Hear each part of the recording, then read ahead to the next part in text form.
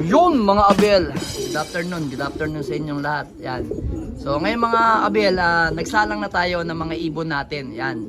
Bali kahapon kasi ng hapon, kumbaga pinag-ano ko na sila, pinagkita-kita ko na sila. So yun nga, yung dumating sa ating ibon, eto mga Abel, unahin muna natin to. Yan. Ito yung ibon natin, ayan, si 525. Yan.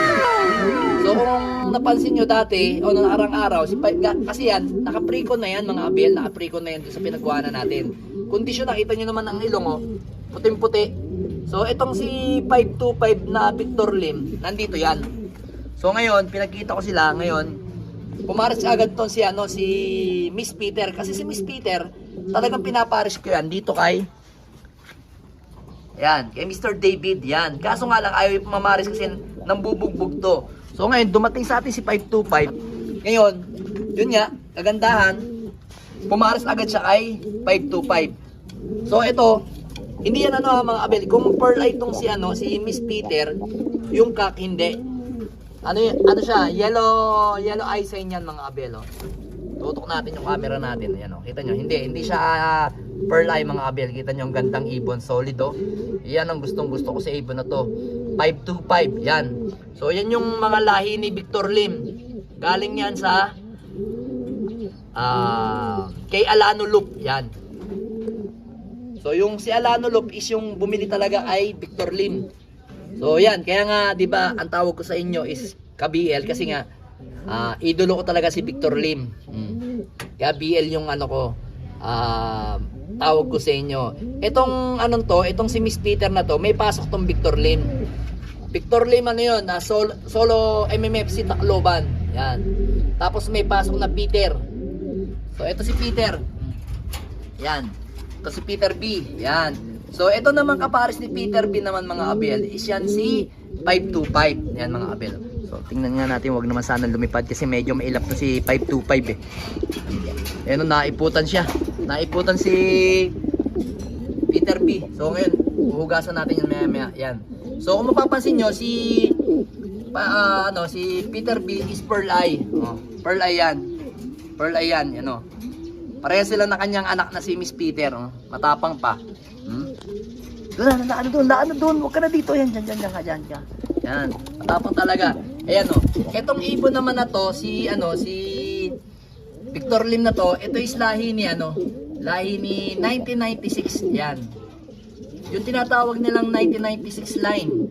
Tapos, lahi ni 1114, yan. So yun yung lahi niyan mga Abel. So mga old lines yung gamit nating ibon, Victor Lim, yan Tapos pinaris natin sa Peter B natin, yan. Sana mag-click. Ang first clutch niyan is BBC, tapos second clutch PUF o kaya PPCP, PRC, yan. Talagang mga Abel, talagang kahit anong gawin ko, sabi ko hindi na ako kukuha ng ibon. Pero nakakuha pa rin ako ng ibon kasi nag-out tayo ng ibang ibon. Tapos ito kinuha ko talaga. Yan. Kasi matagal ko nang inaawitan yung ibon na yan. Yan. Si 525 at saka yan si 1996. Meron pa nga isa doon na na plano kong kuhanin. Henden. Siya naman is kumuha siya ng 300,000 sa MMFC yata. Kung hindi nagkaman MMFC o PFC. 300,000. So binibigay niya sa akin yon. Henden.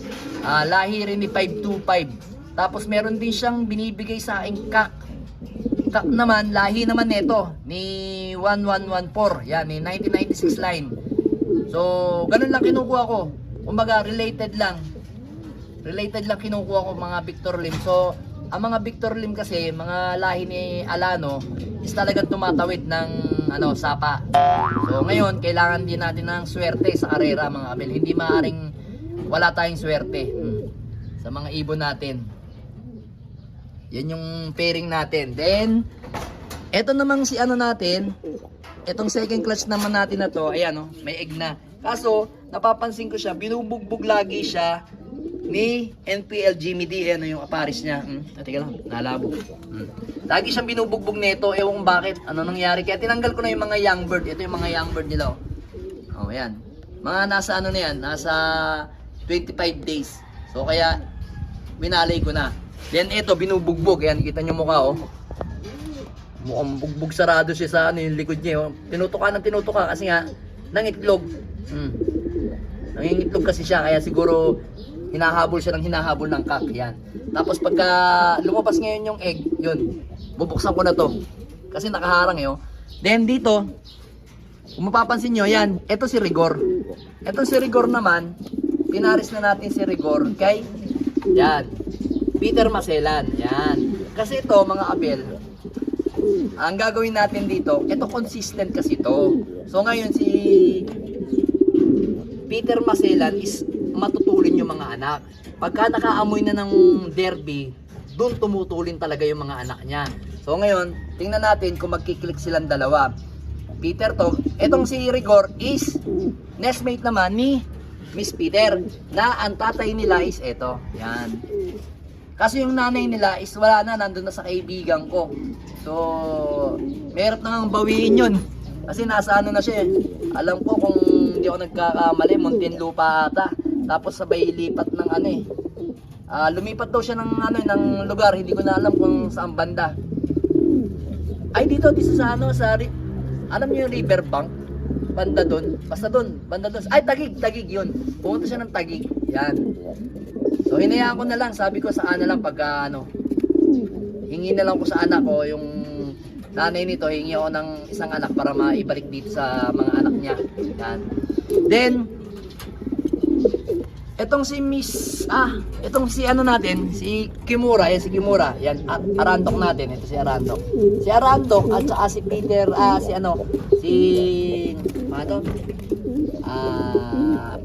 President natin, Johnson President, yan.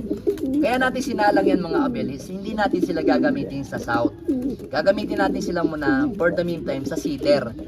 Kasi nga, hahabol tayo sa mga anak nito, magda-double clutch tayo dito, tsaka dito.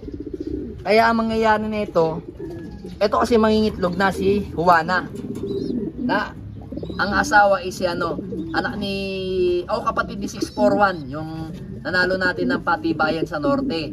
So ito, yan, hindi nila anak yan.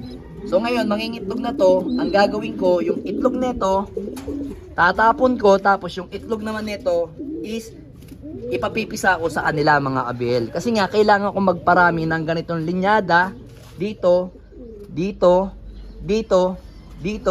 Yan, yun yung mga plano nating pararamihin. So meron pa nga tayo, ito si Black Eagle. Itong Black Eagle na to, si J-Line at saka si Mr. David, yan. Pagpaparisin din natin, kukuha rin tayo ng second clutch mga abel. Kaya kailangan nating magparami yan. Bali ang clutch natin ng South, 1, 2, 3, 4, 5. 5 clutch yung gagawin natin. So ito, pwede pa akong kumuha ditong isang clutch, second clutch nila. Kasi ito si Victor Lim na si Juana, tapos ito naman is may pasok na Johnson President na Arandok. So titingnan ko kung ano, kasi alam ko kasi mga lahi nito, kasi may pasok na email magagaling sa norte. Kaya sabi ko, baka gawin ko muna silang sitter, sa norte ko na lang sila gagamitin. So ayaw ko naman magparami ng pang norte tapos ilalabang ko sa south, di ba? So siyempre doon muna ako sa subok ng mga panlabang ko sa south mga kabel. Kasi talagang ang laban na natin ng south is hindi biro. Kailangan natin marami tayong bala, tapos yung ibon natin is matitibay sa liparan ng south. So ngayon, salamat din kay paring Joey kasi medyo naturuan niya ako ng ibang tips sa paghipo ng mga ibon. Kasi syempre meron siyang mentor na PHA, kaso nga lang kasama ang palad na pumanaw na yung kanyang mentor. So ngayon, yung mga naituro sa kanya, kinip niya na. Ngayon nung pinasyalan ko siya kahapon, on isang araw, yun nga, tinuro niya sa akin yung mga ibang hipo. Kaya salamat paring Joey. Ito yung ating J-line. Yan, yung J-line niya yan.